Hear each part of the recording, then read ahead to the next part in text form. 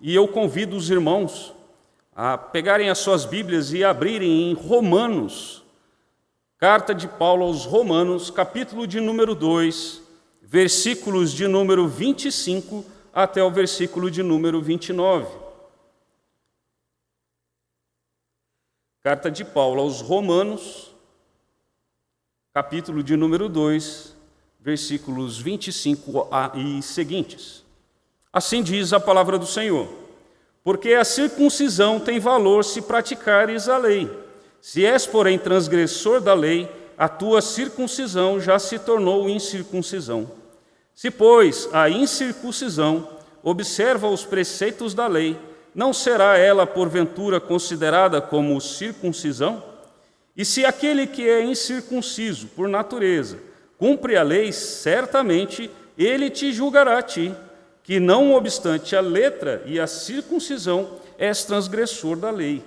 Porque não é judeu quem o é apenas exteriormente, nem é circuncisão a que é somente na carne. Porém, judeu é aquele que o é interiormente, e circuncisão a que é do coração, no espírito, não segundo a letra, e cujo louvor não procede dos homens, mas de Deus. Vamos orar mais uma vez? Poderoso Deus, a Tua palavra foi lida, e ela por si só é mais do que suficiente para mudar aquilo que precisa ser mudado em nossas vidas. Rogamos, ó Santo Espírito do Senhor, que venha trazer a interpretação correta da Tua palavra, para que venhamos a ser cheios do Teu Santo Espírito. Santifica as nossas vidas. É o que nós oramos em o nome de Cristo Jesus. Amém. Conta a história de um casal que a esposa engravidou, e aquele rapaz, então, ele, duvidoso a respeito se o filho era dele ou não, ele pega e separa daquela mulher. E passado então o tempo, a mulher dá à luz o seu filho, e depois de dar à luz o seu filho, ela quer registrar então aquele menino. E querendo registrar o menino, quer colocar como o pai aquele que era o seu antigo marido. E ele não concordou de forma alguma. Não, eu não sou o pai desse menino. Não sou o pai desse menino. Então, aquela mulher resolveu entrar com uma ação de reconhecimento de paternidade. E devido ao tempo, passou um pouco de tempo, e teve ali a gente chama de, né, ali a sessão junto ao juiz, a audiência junto ao juiz. E aí, naquela audiência de conciliação junto ao juiz, o juiz perguntou para o pai, ele viu ali todo o processo, o juiz perguntou para o pai: você reconhece esse menino como seu filho? Ele fala: não reconheço de jeito nenhum, porque minha esposa me traiu, e ele não sabia exatamente que traiu, mas ele suspeitava. E aí o juiz pega e mostra a foto para ele do menino e fala assim: rapaz, esse menino não precisa nem de DNA, ele é a sua cara. Ele é a sua cara, é você escrito. Então, aquele pai, olhando ali aquela criança, ele acaba reconhecendo ali aquele menino como o seu filho. Irmãos, esse texto ele trata de algo parecido, não num julgamento, não numa audiência, mas ele trata sobre essa questão da nossa filiação com Deus. Talvez você olhe assim e fale assim: mas o texto em si não fala de filiação, mas ele está falando de uma forma implícita, ele está falando a respeito dessa questão da filiação, de parecer com o Pai. Quando Paulo ele escreveu essa carta aos Coríntios, segundo alguns entendem, Paulo escreveu ali por o ano 65, mais ou menos, depois de Cristo. E o interessante é que quando Paulo ele escreve, ele provavelmente estava em Corinto, na sua terceira viagem missionária. E nessa terceira viagem missionária de Paulo, então ele escreve aos romanos, porque ele nunca havia conhecido pessoalmente os irmãos de Romanos. Então ele escreve aos romanos porque a intenção dele era visitar os romanos. E quando ele escreve, então, ele pega nessa sua carta, ele mostra aquilo que ele cria, aquilo que ele pregava. Querendo ou não, essa carta aqui é como se fosse uma preparação de Paulo para ir visitar os romanos, uma vez que não o conheciam. E quando Paulo escreve, provavelmente essa igreja ela continha muito mais gentios do que judeus. Por quê? Porque alguns anos antes, ali no ano 49 depois de Cristo, o imperador Cláudio, ele expulsa todos os judeus ali de Roma. E por que ele expulsa os judeus de Roma? Porque os judeus estavam brigando entre si por causa de um certo Cristo, segundo o historiador romano. Houve grandes dissensões e grandes debates entre os judeus por causa de um tal de Cristo. E nós sabemos que é Cristo Jesus que eles estavam discutindo. Então, assim, como houve essa expulsão dos judeus de Roma, provavelmente a igreja de Roma, apesar de, no momento da carta, já ter sido autorizado o retorno dos judeus para Roma, mas provavelmente não deve ter voltado todo mundo para Roma. Então, é muito possível que a igreja lá é mais gentílica, tinha mais gentios do que propriamente judeus. E então, aqui, Paulo, nesta carta, que, segundo Carson, ele divide a carta de Paulo pelo menos em 6 grandes blocos, e esse bloco aqui ele está contido no segundo grande bloco. Ele começa aqui do versículo de número 18 do capítulo de número 1 e vai até o final do capítulo de número 4, esse bloco menor. E a ideia aqui de Paulo é levantar algumas questões a respeito dos judeus e gentios, principalmente com relação ao pecado que cada um deles tinha. Quando nós olhamos aqui para o capítulo de número 1, ele começa a falar a respeito dos gentios, o quanto os gentios estão longe de Deus, o quão depravados estão os gentios, o quão os gentios eles adoram, fazem imagens, e inclusive aqui ele vai falar a respeito do ato desprezível de até reprovável, como diz o versículo de número 18, a respeito de homens se juntando a homens, como diz aqui o versículo 27 e o versículo de número 28. 27 diz: semelhantemente os homens também, deixando o contato natural da mulher, se inflamaram mutuamente em sua sensualidade, cometendo torpeza, homens com homens, e recebendo em si mesmos a merecida punição do seu erro. E aí o 28 ele diz: e por haverem desprezado o conhecimento de Deus, o próprio Deus os entregou uma disposição mental reprovável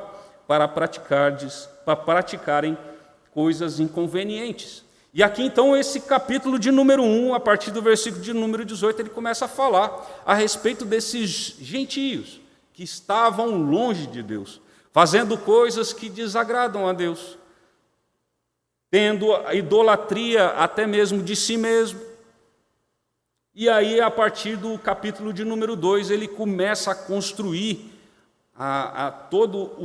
vamos dizer assim, o seu pensamento para concluir aqui no versículo de número 25 a 29. Ele então começa a falar a respeito, fazendo uma comparação entre os gentios e os judeus. Ele passa a fazer essa comparação.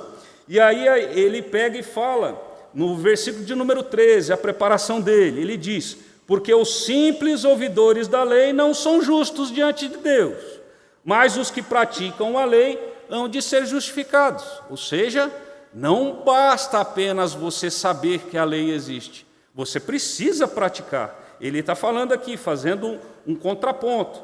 Ele diz ainda um pouquinho antes, no versículo de número 11, porque para Deus não há acepção de pessoas, ou seja, Deus ele não faz distinção de tipos de pessoas, de línguas, de raça, cor, nação. Deus ele não faz essa distinção. Nessa construção dele, então, ele faz essas coisas, ele fala sobre isso. né? Inclusive, ele diz a respeito de que, versículo de número 14, os gentios, eles não têm lei, eles não têm a Torá, eles não têm a lei mosaica na sua mão para praticar, eles não sabem dela. Mas aqui a palavra do Senhor diz, mas está gravada nos seus corações. Então, os seus próprios pensamentos vão mostrar ali, como diz o versículo de número 15, estes mostram a norma da lei gravada no seu coração, testemunhando-lhes também a consciência, os seus pensamentos, mutuamente acusando-se ou defendendo-se. Então ele começa a construir essa ideia de judeu e gentio, mostrando que tanto um que está totalmente depravado, que está longe de Deus, é culpado, porque pratica muitas vezes sem ter a lei escrita, mas tem no seu coração. Mas em compensação, ele passa agora, 17 a 24 do capítulo de número 2, a falar que os judeus também eram indesculpáveis. Por quê? Porque eles tinham a lei, mas não estavam praticando a lei. Eles tinham a lei, mas não praticavam a lei. Ele diz assim, o versículo de número 21, do capítulo de número 2, tu, pois, que ensinas a outrem, não te ensinas a tu mesmo? Tu que pregas que não se deve furtar, furtas? Dizes que não deve comer, o 22, cometer adultério e o cometes? Abominas os ídolos e lhe roubas os templos? Ele vai fazer então esse contraponto. Os gentios são condenáveis, mas os judeus também são condenáveis. Por que são? Porque eles também não estão cumprindo a lei de Deus. E aqui então ele culmina numa conclusão que vai do versículo 21 a 29, nessa perspectiva que ele está fazendo, nessa comparação entre a pecaminosidade do gentio e a pecaminosidade também do judeu. E assim mostra que os dois estão, de certa forma, na mesma condição perante Deus. E aqui então ele vai concluir, aqui no versículo de número 25 a 29, esse todo o seu pensamento. Diante disso, quero trazer o seguinte tema para esta mensagem: o verdadeiro judeu. Inclusive, nós temos aqui como subtítulo aqui na própria Bíblia, verdadeiro israelita, né? Falando aqui então sobre esse verdadeiro judeu. E em primeiro lugar, o verdadeiro judeu, nós vemos aqui do versículo 25 até o 27, é aquele que possui a verdadeira circuncisão. Diz assim o versículo de número 25 a 27, porque a circuncisão tem valor se praticares a lei. Se és, porém, transgressor da lei, a tua circuncisão já se tornou incircuncisão. Se, pois, a incircuncisão observa os preceitos da lei, não será ela, porventura, considerada como circuncisão? E se aquele que é incircunciso por natureza cumpre a lei, certamente ele te julgará a ti, que não obstante a letra e a circuncisão, és transgressor da lei. Irmãos, a circuncisão, ela foi instituída por Deus, juntamente ali com Abraão, como um sinal da aliança de Deus com Abraão. Nós vemos lá em Gênesis capítulo de número 17, a instituição da circuncisão, que é um sinal físico que ia ser feito. O homem faria um sinal físico nele mesmo e nos seus filhos, como uma prova ali dessa promessa, dessa aliança que Deus tinha feito com o homem. Nós vemos a questão da instituição a partir do versículo 9 do capítulo de número 17. A circuncisão, ela foi o primeiro sacramento instituído por Deus, o primeiro sacramento instituído por Deus. Então, está aqui no versículo de número 9 até no versículo de número 14. E a partir do versículo 23, nós vemos então a questão da prática dela, né? Abraão, ele circuncidando o seu filho Ismael, que ainda não era o filho da promessa, e todos os seus escravos, inclusive o Damasceno, que ele imaginava que ia ser o seu descendente. Então, irmãos, os judeus tinham isso em grande conta. Tinham isso em grande conta para si. Olha, nós somos o povo de Deus porque nós temos uma marca no nosso corpo que comprova que somos povo de Deus. Mas, irmãos, nesse texto que Paulo está trazendo, ele quer dizer o seguinte: olha, não é marca que significa algo, não. Não é o fato de você ser circuncidado que significa muita coisa na sua vida, não. Ele está querendo dizer aqui no versículo de número 25, ele diz: porque a circuncisão tem valor. A ideia da palavra tem valor aqui é de beneficia. A circuncisão traz benefício somente se praticares a lei. Ou seja, a circuncisão em si não garante nada. A circuncisão em si, mas ele fala, ela só tem benefício, só traz algo de bom para o homem, se realmente o homem praticar a lei. E aí ele diz: porém, se és transgressor da lei, a tua circuncisão já se tornou incircuncisão. Ou seja, se você é circuncidado, se você tem a marca de Deus aí no seu corpo, mas se você não pratica a lei, você é igual ao gentio. Você é igual ao gentio. A marca por si só não garante nada na sua vida. E aí ele diz, continua: se, pois, a incircuncisão observa os preceitos da lei, não será ela, porventura, considerada como circuncisão? Aqui é uma pergunta retórica que ele está fazendo.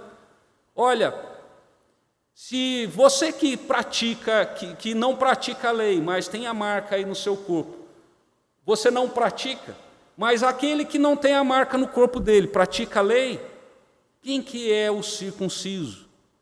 Quem que é o circunciso? E aqui ele diz que aquele que praticar a lei seria considerado como circunciso. E ele diz ainda no 27, e se aquele que é incircunciso por natureza cumpre a lei, certamente ele te julgará a ti. E a ideia desse julgará a ti tem a ver também com a questão do juízo final. Não que eles sentarão em tronos para julgar, mas principalmente os seus atos, os seus testemunhos iriam julgar. Principalmente isso, os atos dele de seguir e cumprir a lei. Que não obstante a letra e a circuncisão és transgressor da lei. Irmãos, Paulo ele entende que era impossível para o homem cumprir a lei de Deus. Qualquer um homem, sempre foi impossível. A lei de Deus, ela mostra a questão do alto grau de santidade que Deus ele requer do homem. Mas para o homem é impossível, e Paulo sabia disso. Quando ele fala a respeito de cumprir a lei, a ideia está relacionada com a fé. Está relacionada com a fé. A fé em quem? Na obra de Cristo Jesus ali na cruz. Nós conseguimos cumprir a lei por nós mesmos? Não, nós não cumprimos. Mas nós cumprimos a lei através da fé em Cristo Jesus. Eu não estou querendo dizer que a partir do momento que você crê em Jesus, você passa a cumprir a lei. Mas indiretamente, pelo fato de Cristo ter cumprido, você passa a ser o cumpridor da lei. Continuamos a pecar? Continuamos. Continuamos a cair? Continuamos. Continuamos a transgredir a lei de Deus? Continuamos. Mas através da fé somos considerados como cumpridores da lei. Talvez você pense, mas o que eu tenho a ver com essa questão de circuncisão? Irmãos, no Novo Testamento a circuncisão ela é substituída pelo batismo. Pelo batismo. O batismo nós falamos que o sacramento ele é um sinal visível, algo que nós enxergamos de uma graça invisível. A graça invisível é aquilo que o Espírito Santo fez nos nossos corações. Então muitos pensam que o fato de ser batizado, olha, eu fui batizado, eu tenho garantia de que eu vou para o céu. Olha, eu batizei. Tem muita gente que fica doida para ser batizado. Eu tenho que ser batizado, porque se eu não for batizado, eu não vou para o céu. Irmãos, a palavra de Deus é clara em dizer que aquele que crer e for batizado será salvo. Porém, aquele que não crer não será salvo. Irmãos, os sinais que nós podemos ter no nosso corpo, eles não são suficientes para nos garantir nada. O que nos garante a salvação, o que nos garante sermos de fato filhos de Deus, é aquilo que está no nosso coração, é a fé que Deus nos concede, é a fé que está nos nossos corações. É importante batizarmos? É extremamente importante, mas a partir do momento que eu batizo, e eu não estou nem aí para as coisas de Deus, eu não vivo como um crente fiel em Cristo Jesus, na verdade, eu estou falando que eu não criei, eu apenas cumpri um ritual, eu apenas cumpri com um sacramento. E o sacramento por si só, ele não transmite diretamente a sua graça, mas ele é um sinal dessa graça. Mas não é ele que faz a graça. Ele é de algo que Deus já fez no coração do homem. É um sinal externo de que Deus já fez no nosso coração. Agora, se Deus não fez algo no meu coração, não fez algo no seu, é apenas um sinal externo. É apenas um sinal externo e vazio, que na verdade vai me trazer muito mais condenação, porque eu estou fazendo ciente disso, mas eu não tenho isso no meu coração. Irmãos, isso ele é extremamente importante para nós. Já houve histórias de pessoas falando que se converteram, por exemplo, depois do batismo, se converteram depois que professaram a sua fé, se converteram depois que já era pastor. Alguns já falaram até que converteram depois que foram pastores, inclusive. Passaram pelo seminário todinho. Irmãos, esses sinais externos, se não houver algo no nosso coração, eles são vazios. Você tem certeza que realmente você tem esse sinal interno dentro de você? Porque o que importa não é o sinal externo. Eu lembro uma foto uma vez de um pastor amigo mostrou lá de um jovem de Corumbá. Ele pegou e fez uma tatuagem da sarça no braço dele. Ali a ideia é eu ter o sinal externo de que eu sou presbiteriano. E aí a gente começou a conversar sobre a vida daquele rapaz, e a conclusão que a gente chegou é o seguinte, ele parece ser muito presbiteriano mesmo, mas só faltava ele ser crente. Sinais externos não dizem muitas coisas.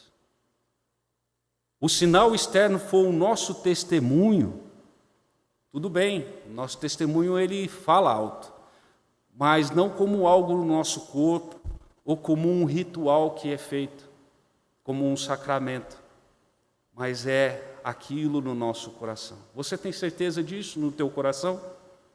Você tem que você realmente é circuncidado de coração? Se você tem, glória a Deus por isso. Se não, busque o Senhor, se arrependa dos seus pecados e confesse Jesus como Salvador da sua vida, não como algo meramente intelectual, mas de todo o seu coração. Peça que o Santo Espírito de Deus testifique com teu espírito de que você é filho de Deus. Aqui, irmãos, nós vimos a respeito de que o verdadeiro judeu, ele possui a verdadeira circuncisão, como diz o versículo 25 até o versículo 27. Vejamos agora que o verdadeiro judeu é aquele que se torna judeu pela fé, como diz o versículo 28 e 29. Ele diz, porque não é judeu quem o é apenas exteriormente, nem é circuncisão a que é somente na carne, porque judeu é aquele que o é interiormente, e circuncisão a que é do coração, no espírito, não segundo a letra, e cujo louvor não procede dos homens, mas de Deus. Ele então estava falando a respeito do sinal, que era ser circunciso. Agora ele já está falando da questão de ser judeu. Essa questão de ser judeu, ela leva para o lado da hereditariedade. Olha, eu sou filho de judeu, então eu sou judeu. Então eu sou povo de Deus. A conclusão, vamos dizer que ele teria. Mas aqui ele está querendo dizer algo diferente. Ele usa de novo esse jogo de palavras, Paulo, para dizer, porque judeu não é o fato simplesmente de você nascer do seu pai ou da sua mãe que eram judeus. Isso não te faz judeu. Isso pode te fazer, como diz, nós que nascemos aqui no Brasil, filho de brasileiros, que nós somos brasileiros porque nascemos de pais brasileiros, de mães brasileiros e nascemos aqui no Brasil. Por isso nós somos brasileiros. Então a ideia não é a questão simplesmente de pátria, somente a questão hereditária. E Paulo ele trabalha muito isso na carta de Romanos, inclusive lá no capítulo de número 5, que ele vai falar a respeito, da justificação pela fé que Abraão teve, falando, olha, não eram as obras que faziam com que Abraão fosse justificado, mas é a fé dele, de Abraão. Lá no capítulo de número 9 também, ele vai pegar e vai falar a respeito disso. Olha o que diz o versículo de número 4, ele vai falar assim, são israelitas, pertence-lhes a adoção e também a glória, as alianças, a legislação, o culto e as promessas.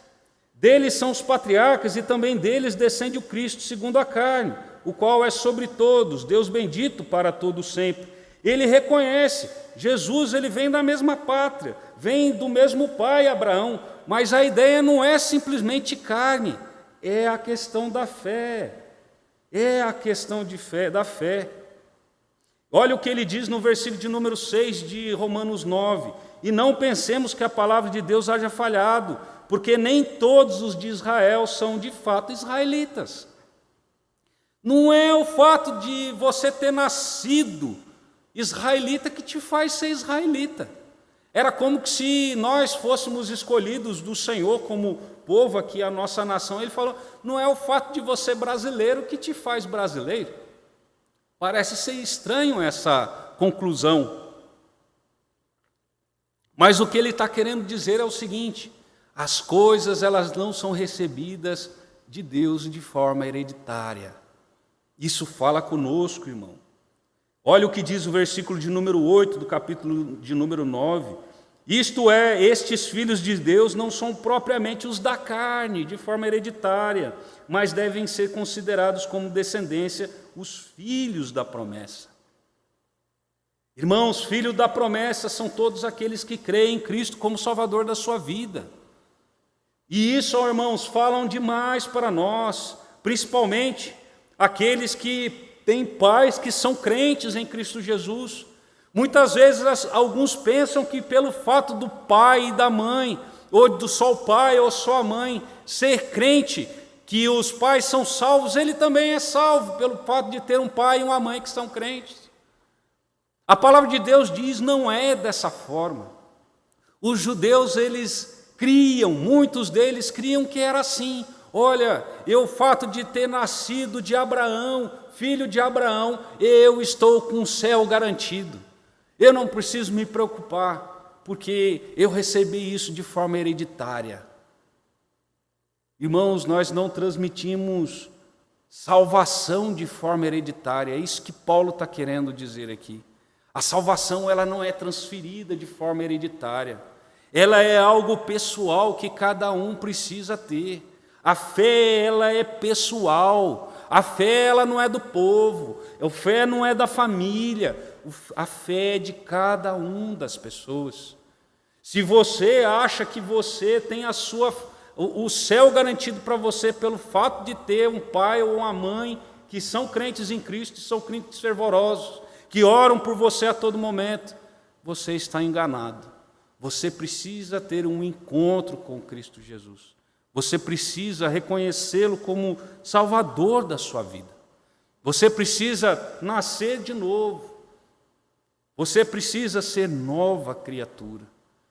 Não se engane achando que o fato de teu pai ou tua mãe ter, você tem.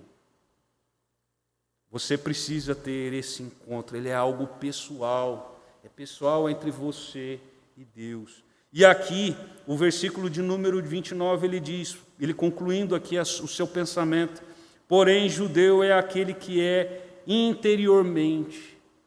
A ideia do interiormente aqui, ele está falando que é do coração e também é no espírito.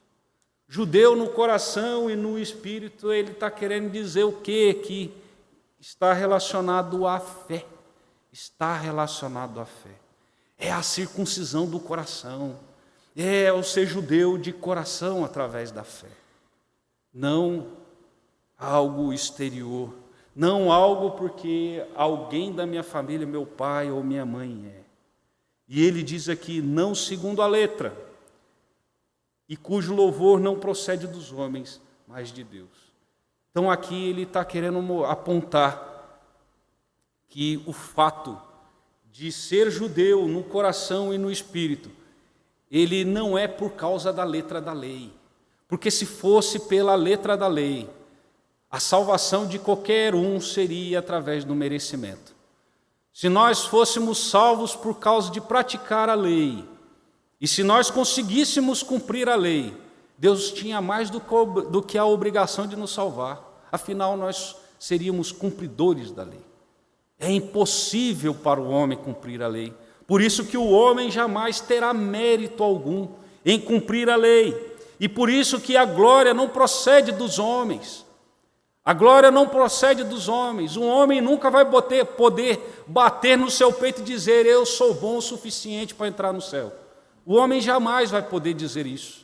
Até porque quando ele diz que judeu é aquele que é interiormente, incircuncisão também é interiormente, o que é do coração e no espírito, isso também mostra que é obra de Deus, não é obra do homem. É obra de Deus trabalhar essa questão da circuncisão no coração do homem, na circuncisão no espírito do homem. Não é algo do homem, é algo de Deus. E isto tudo para o louvor e a glória de Deus Pai. Irmãos, nós precisamos também, nós que temos essa certeza, nós que somos circuncidados no nosso coração, nós que temos a certeza da salvação em Cristo Jesus, nós necessitamos glorificar a Deus todos os dias por isso. Você é uma pessoa agradecida a Deus por ter a salvação? Não pense que Deus, quando olhou lá do céu para você antes da fundação do mundo, te escolheu antes da fundação do mundo, que é isso que diz a palavra de Deus, havia alguma coisa em ti que agradasse a Ele. Foi apenas o amor dEle. Não havia nada em você que o atraísse. Deus, quando olhou para você, Ele não pensou assim, eu não vivo sem Ele. Quando Ele olhou para mim, Ele não falou, eu não vivo sem o Dionísio. O que seria de mim sem o Dionísio? Não foi isso, irmãos. Não foi isso que aconteceu. Mas foi o amor dEle sem acepção. O amor dEle sem acepção. Ele não olhou lá e falou, olha, aquele rapaz é bonito, vou escolher ele. Até porque se assim fosse, não que Deus teria mentido, mas Deus teria falhado aí um pouquinho na concepção dele. Irmãos, louve a Deus, dê o louvor a Deus por aquilo que é feito em sua vida. Você não recebeu nada de forma hereditária, mas foi algo que Deus Ele trabalhou no seu coração e é algo que Deus Ele fez na sua vida. Não provém de ti, provém do próprio Deus. Nós vimos hoje a respeito do verdadeiro judeu e vimos aqui em primeiro lugar que o judeu ele possui a verdadeira circuncisão. A verdadeira circuncisão não é algo externo, que é feito na carne do prepúcio, mas ele é algo interno, é algo do coração. E em segundo lugar, nós vimos que o verdadeiro judeu é aquele que se torna judeu pela fé. E se torna judeu pela fé no sentido da implantação da fé de Cristo Jesus no seu coração, fazendo com que ele seja de fato judeu, não recebendo algo de forma hereditária, mas algo que é especificamente para ele. Isso é algo que é especificamente para cada um de nós. Irmãos, aquele pai, quando ele pega e reconhece ali aquele filho no processo, ele reconhece ali e resolve nem fazer o teste de DNA, porque realmente ele reconhece que o seu filho era a cara dele. A pergunta que eu faço para você nessa noite, e gostaria que você refletisse bastante sobre isso: você tem a cara do seu pai? Você tem a cara do seu pai? Quando nós entregamos a nossa vida a Cristo Jesus, através deste trabalho do Espírito Santo em nossas vidas, nós passamos a ter a cara do Pai. Através da santificação, nós passamos a ser cada dia mais parecido com Ele. Cada dia mais parecido com Ele. Você tem a cara do Pai? Não é algo externo, mas é algo totalmente interno. Circuncisão e ser judeu. Que Deus Ele abençoe e que você seja de fato um verdadeiro judeu em Cristo Jesus.